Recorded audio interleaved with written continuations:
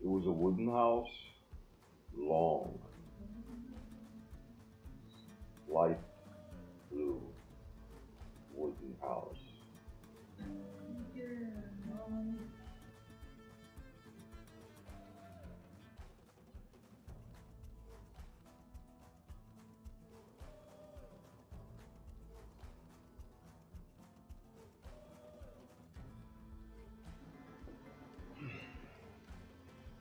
It was certainly the worst house that I have ever lived in, that I have lived even afterwards, even when I was homeless.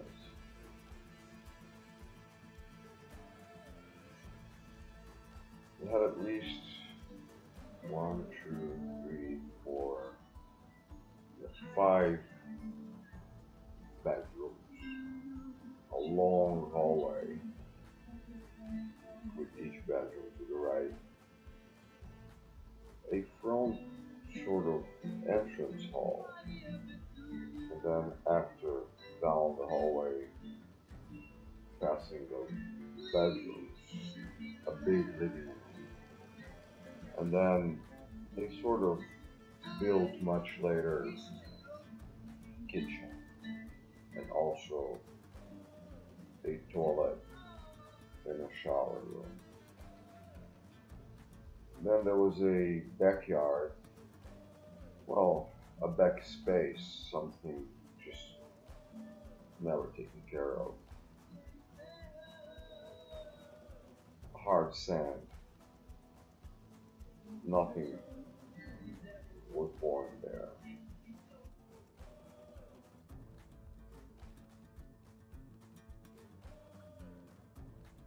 In the back there was another wooden structure, sort of a garage, if you want to call it. Some roof over a car garage. And right next to it, a small room that would fit perhaps a single bed, a small chair. One single tree, old tree already tired, was right next to this structure.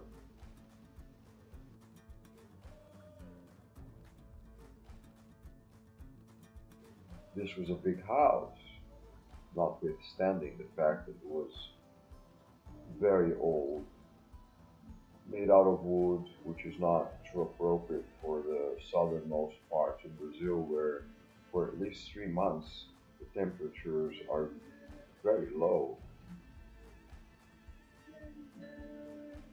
What we didn't know is that the big house from the lady who had a daughter that never left the house because she had a one leg shorter than the other, which nowadays doesn't seem to be such a big deal, but it seemed back in 1981 when this elderly lady was already in her late 70s and her daughter probably in her late 40s. This was a taboo. She was a daughter to be hidden, a daughter destined to never have a husband, a daughter with a defect.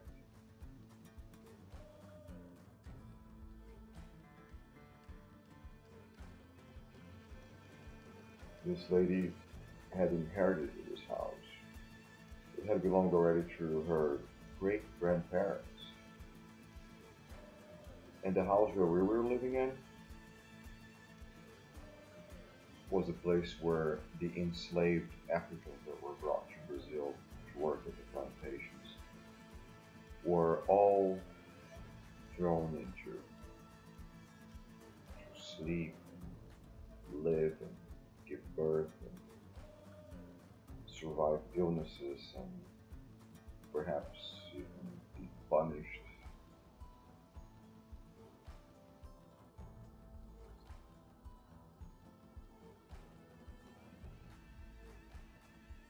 No wonder just a few days after we moved there, according to my mom, her best friend, her best friend's husband, and my stepdad, all of whom were present when, after a dinner, when kids were already sent to go to sleep, me included, the little kid at the age of 11. A couple of hours into the after dessert, chatting and drinking liqueur and basically getting ready to leave at a Friday night, they heard a roar coming out of my bedroom, the middle one, in that hallway. And they went to see what it was, and according to them, all of them, I was sitting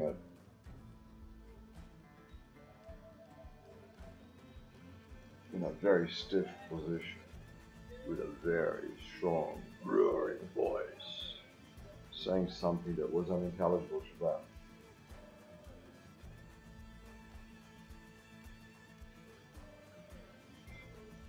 That this kid that was being the horse, the recipient of these ghosts, spirits that had inhabited him, probably suffered in that house for being enslaved, and perhaps wanted to say something or free themselves, maybe after confusing deaths under so much stress that kept them lost still here, not knowing they had lost their physical bodies, and thus using a child, a pure energy, to express themselves. That because of that, I should go under a specific ritual.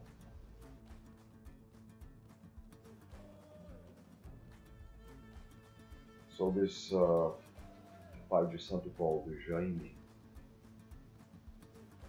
flamboyant, colorful guy, put me in a dark room, also in a wooden shed behind his house, where he practiced those rituals, with the blood of a chicken freshly killed all over my head, and then a piece of cloth similar to those simple types of cloth used to wipe the floor, wrapped around my head, made me lie down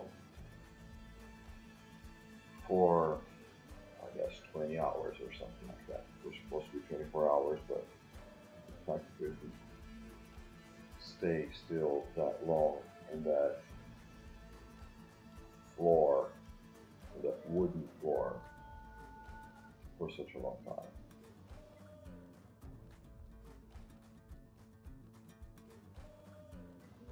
For a purpose that I couldn't even understand, because of course I was not aware of any roaring voice in different languages coming out of my mouth, other than from the mouths of that mother's best friend and my mother, and not a subject that I grasped enough to be even interested in, so I was not really registering why that was happening to me. I just wanted to be home watching TV, not lying down there. Then came an episode that I remember. The first one, very terrifying. I was also already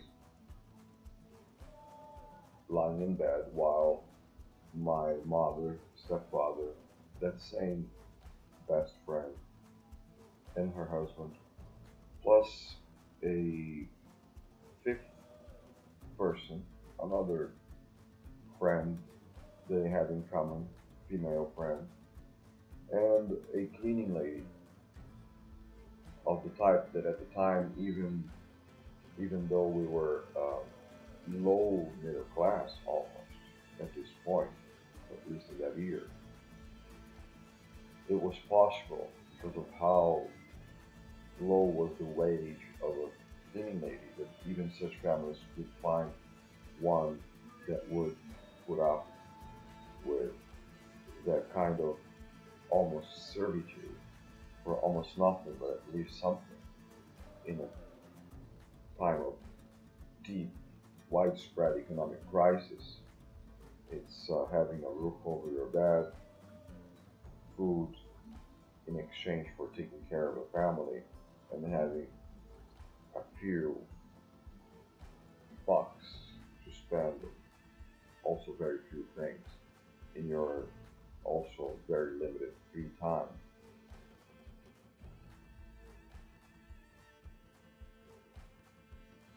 So all these people were present when after dinner, when they were still socializing, I was still awake in bed, and I saw over my head, or actually all over all my body, this smoke going, a red smoke going in circles.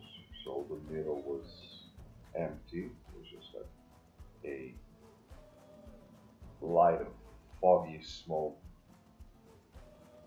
in a red color. And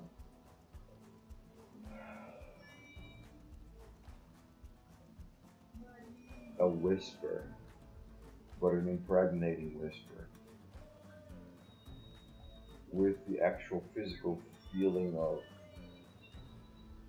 wind coming out of someone's mouth, saying, saying something that was incomprehensible to me, that I just knew was not good. I didn't want to hear that. And I didn't want that being that was doing that to me to be there.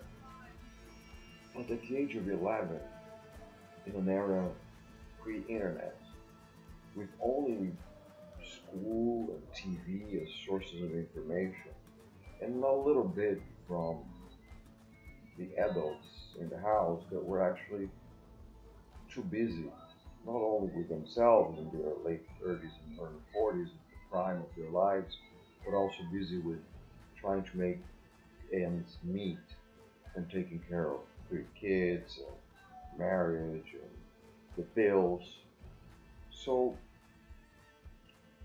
somehow in my head there was nothing abnormal about that. Nobody had told me that this doesn't happen.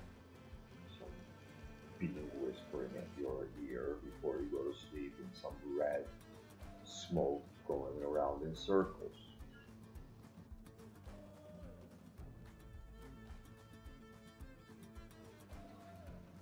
Just like as a kid, I had a good part of my day filled with fantasy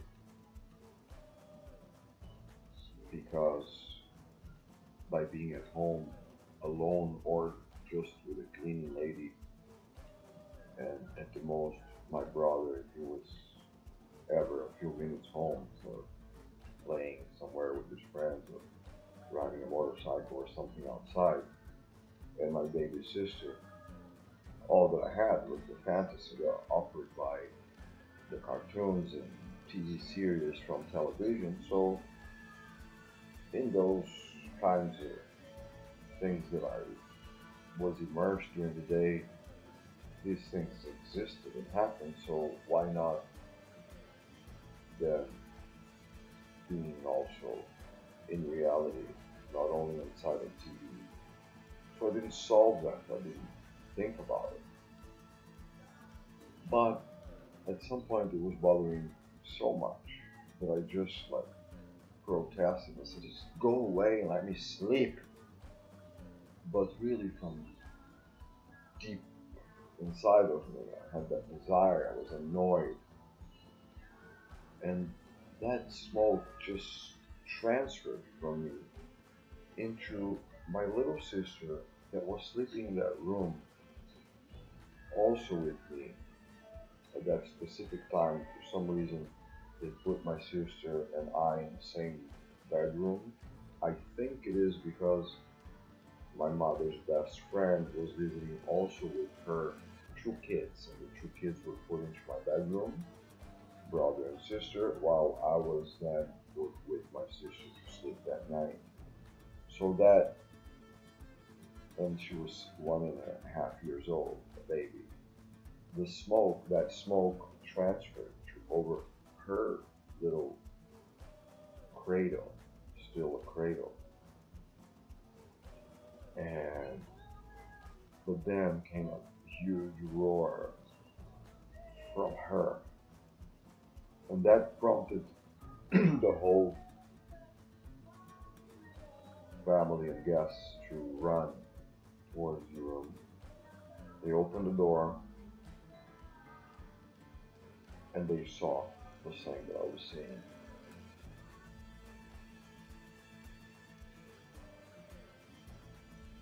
I just got up and went towards the door, crossed it. My mother grabbed me. My stepfather went inside, all at the same time that I was leaving, he was going inside, picked up my baby sister. I passed my stepfather, crossed the door. My mother grabbed me from behind, and then my stepfather was coming outside, towards the door outside, towards us, when then my little sister, with her two tiny hands, grabbed the two extremes of the door frame. And my father came out, but he couldn't come out with her. She was just glued in such a strong way to that door that he, as an adult, a big man, couldn't take her out of the bedroom. And her eyes were each pointing to a different side. Something that my mother remarked out loud, with her best friend screaming, "Everybody calm down. There's something inside of her. We just have to take it out." And started saying, in this material world, the biggest power is material. No other dimension can cross our power if we don't want. This is to weaken us, and by weakening us up, they can act. So do not fear, it's inside of her, but she's still with us.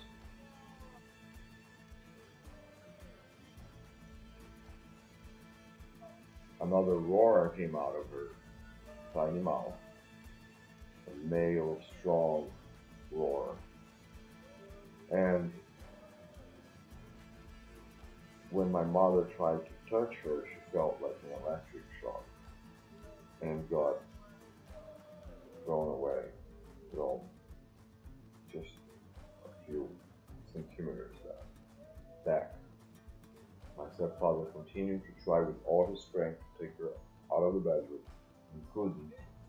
When, in the meantime, this best female friend of my mom went running towards the kitchen and came rather fast with scissors that she, over the head of the baby, opened them.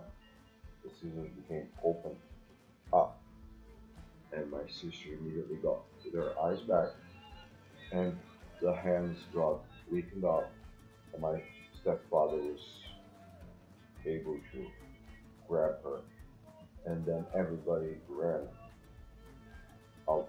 Not everybody, not this lady, best friend of my mom, stayed. Everybody else ran outside of the house and ran in front of the house.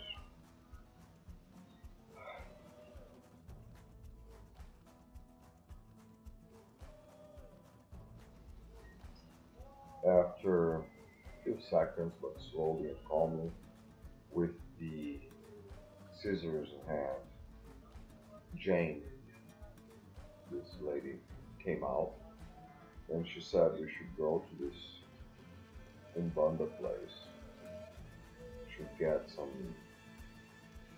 blessings and some things that would protect all of us in the house. Almost immediately we moved out. We spent that night at Jane's house, and the next day we went to my mother's father's beach house and stayed there for a few days up until they found a different place to live. This was a couple of years before the movie Poltergeist came out, and when it did, I thought in the darkness of that cinema theater in the center of Porto Alegre in the south of Brazil, oh, the theory in this fantasy film, but using a word that actually exists, poltergeist, to explain phenomena that some people believe, others doubt, is that the house was built over a cemetery, and that's what in the movie was causing all those ghosts to manifest themselves through the little girl. So I thought, what if, because we found out after we left the house, after this incident, from the elderly lady who was the landlady, that this actually is something that she feared because way in the past her daughter had had similar experiences.